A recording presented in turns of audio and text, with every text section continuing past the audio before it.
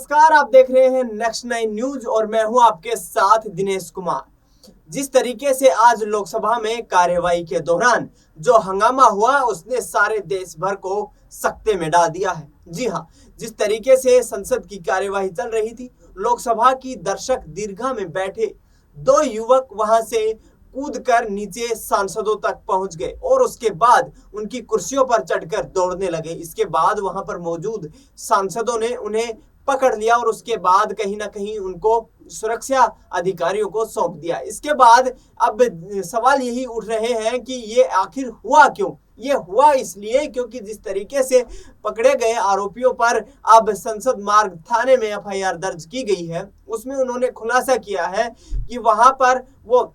BJP सांसद जो है उनकी विजिटर पास के आधार के ऊपर लोकसभा में आए थे, विजिटर गैलरी में बैठे थे। कुछ देर तक उन्होंने संसद में जो है पूरी कार्यवाही को देखा, किस तरीके से काम चल रहा था वहां पर। उसके बाद जिस तरीके से उन्होंने ऊपर से छलांग लगाई और उसके बाद वे जो है सांसदों की कुर्सियों पर वहां पर दौड़ने लगे और इस तरीके से कहीं ना कहीं उनका मिलने का, कुछ बातें कहने का, कुछ सांसदों को उनका जो माहौल है वो बताया जा रहा है। लेकिन इससे पहले ही हड़कंप मच गया और इस हंगामे के बीच सांसदों ने वहां पर उनको पकड़कर सुरक्षा कर्मियों को सौंप दिया। इस पर लोकसभा स्पीकर ने सर्वदलीय बैठक बुलाई है और कहीं ना कहीं अब सुरक्षा के लिहाज से भी ये काफी महत्वपूर्ण हो जाता है, क्योंकि देश की संसद में इस तरीके का हड़कंप मचना वाकई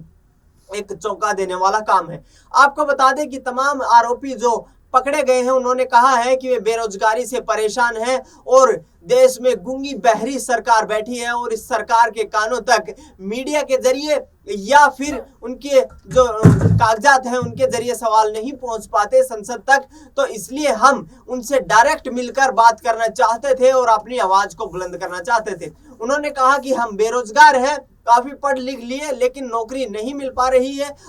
देश में बेरोजगारी का आलम है और ये बेरोजगारी का आलम इस तरह से फैला हुआ है कि आज देश का युवा जो सड़क से लेकर और संसद के अंदर तक घुसकर हंगामा करने को तैयार है, लेकिन सरकारों के कानों पर जू नहीं रेंग रही। इस पर गृह सचिव अजय भल्ला ने स्पीकर से मांग की है और उसके बाद उन्होंने जिस तरीके से मुलाकात की, इसके बाद लोकसभा अध्यक्ष ओम बिरला ने विजिटर पास जारी करने पर रोक लगा दी है। उन्होंने कहा कि यह रोक अनिश्चितकालीन है और जब तक अगले आदेश जारी नहीं किए जाएंगे किसी भी तरीके के विजिटर पास जारी नहीं किए जा सकते हैं। आपको बता दें कि यहाँ पर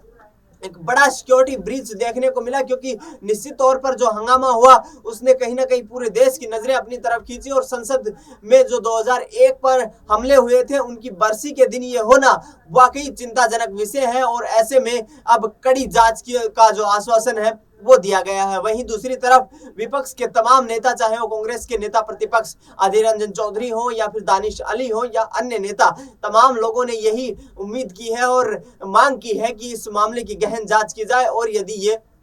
जो है लगातार देश के युवाओं को जो बेरोजगारी के खिलाफ मांग रही है वही मुद्दा है, तो इस पर सरकार को गहन सोच विचार करना चाहिए। इससे पहले आपको बता दें कि राजस्थान में एक रैली को संबोधित करते वक्त एक जो युवती थी वो खंबे पर चढ़ गई थी। उस दौरान प्रधानमंत्री नरेंद्र मोदी एक रैली को संबोधित कर रहे थे और इसी दौरान जब उनका भाषण चल रहा था तो एक युवती खंबे पर चढ़ गई, जिसके बाद प्रधानमंत्री वहां से उस युवती के नीचे उतरने की अपील करते रहे। तो कहीं ना कहीं जो बेरोजगारी का मुद्दा यहाँ पर सामने आया है वो निश्चित तौर पर यहाँ पर सरकार को सोचने को मजबूर करने वाला है। फिलहाल इस खबर में इतना ही। देश दुनिया की तमाम बड़ी खबरों के लिए आप देखते रहिए नेक्स्ट 9 न्यूज।